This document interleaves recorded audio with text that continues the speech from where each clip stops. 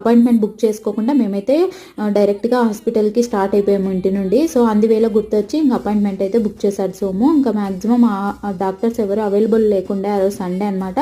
So emergency కింద ఒక పీడియాట్రిషియనే ఉన్నారు. సో అతనికే బుక్ చేసుకున్నాము. 11:30కి స్లాట్ బుక్ అయిందనమాట అపాయింట్మెంట్. ఇంకా 1.5 అవర్ వెయిట్ చేసాము మ్యాక్సిమము. 10కి అంతా ఇక్కడికి వెళ్ళాము మేము. ఇంకా వెయిటింగ్ హాల్లో ఇలా వెయిట్ చేస్తున్నాము. ప్లే ఏరియా కూడా ఉంది కిడ్స్కి. మేమేమి అక్కడికి తీసుకెళ్ళలేదు టెన్షన్లో.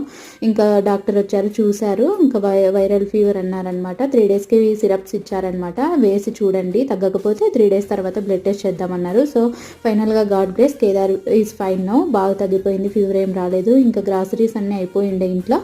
ఇంకా అవి తీసుకొని వచ్చాడనమాట హాస్పిటల్ నుంచి రాగానే సోము అయితే.